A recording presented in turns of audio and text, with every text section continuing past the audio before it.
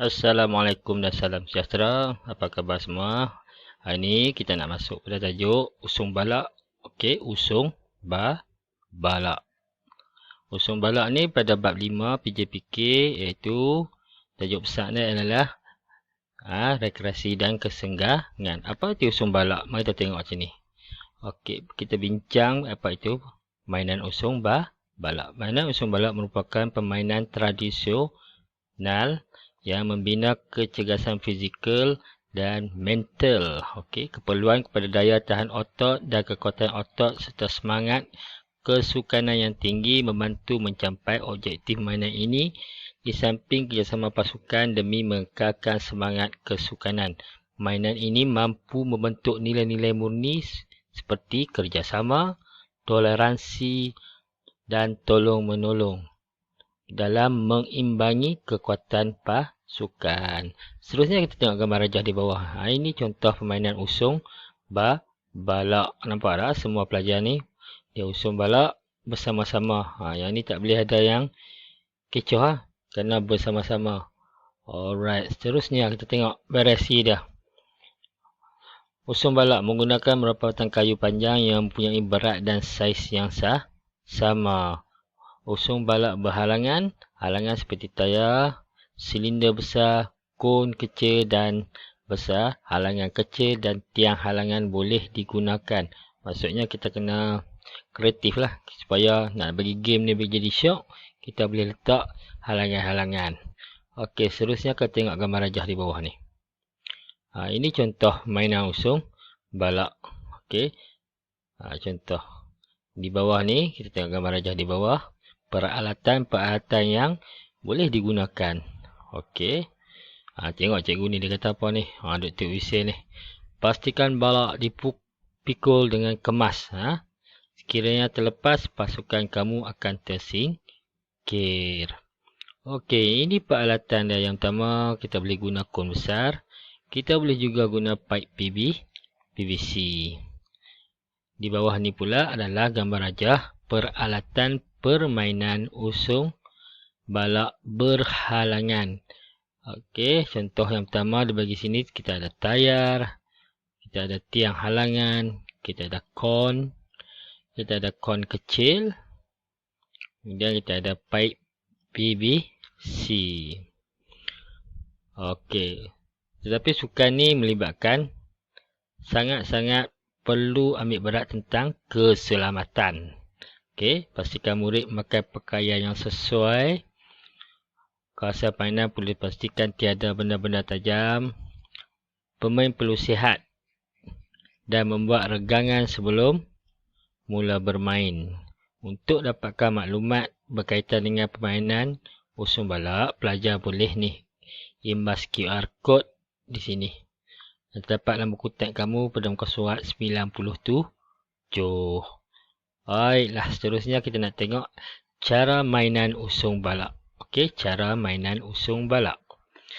Okey, yang pertama, murid dibahagikan kepada beberapa kumpulan. Setiap pasukan bersedia di garisan permulaan ataupun garisan penamat. Apabila isyarat mula diberikan, setiap pasukan yang mengusung balak akan bergerak pantas menuju ke arah kon dan perlu berpatah balik ke garisan penamat. Okey, tengok nombor 3 ni. Batang kayu perlu dipegang dengan kuat, kemas dan erat oleh setiap ahli pasukan agar tidak terlepas masa berlari. Berikut adalah peraturan permainan usung balak. Setiap pasukan mestilah bermula di garisan permulaan. Setiap pasukan perlu memastikan balak dipikul dengan kemas. Sekiranya balak terlepas, pasukan tersebut akan tersingkir, akan dikira kalah lah. Pasukan yang tidak melepasi garisan perlu mengulang semula.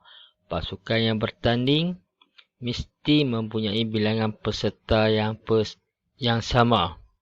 Dan yang terakhir, pasukan yang sampai dahulu dari garisan penamat akan dikira sebagai pemenang. Okey. Seterusnya, cara permainan usung balak berhalangan. Yang tadi tak ada halangan, cuma kamu perlu lari. Okey, buat pusingan, kemudian patah balik. Sekarang ni, kita nak bincang adalah cara permainan usung balak yang ada halangan. Okey, tengok yang pertama. Permainan usung balak ini boleh ditambah cabarannya dengan meletakkan halangan yang sesuai. Okey, yang sesuai. Setiap pasukan perlu melalui halangan-halangan tersebut. Pasukan akan mempunyai setiap halangan sambil memikul balak sebagai bebanan. Pemain perlu mempunyai stamina dan kecergasan fizikal yang tinggi serta saling kerjasama yang kukuh dan erat untuk melalui setiap halangan yang diberi. Jadi maksudnya untuk mainan usung balak ni perlu ada teamwork yang kuat. Seterusnya adalah peraturan permainan usung balak berhalangan. Okey, peraturan dia. Yang pertama, penalti akan dikenakan jika terdapat anggota badan atau balak yang dipikul terkena halangan semasa melepasinya. Okey, yang kedua, pasukan yang gagal melepasi setiap halangan dikira kalah. Dan yang terakhir, pasukan yang sampai dahulu di garisan penamat dikira sebagai pemenang. Okey, di sini ada info. Kita tengok sini. Tahukah anda? Baiklah, mainan usung balak ini banyak diterapkan dalam latihan ketenteraan. Latihan membawa bebanan akan memastikan setiap anggota tentera mempunyai semangat kerjasama di samping menguji ketahanan mental dan fizikal mereka. Pentingnya semangat teamwork dalam mainan usung balak. Okey, untuk kamu lebih faham nanti, cikgu akan tunjuk video. Kamu boleh tengok video tersebut. Okey, macam mana permainan usung balak dimainkan. Okey, terima kasih.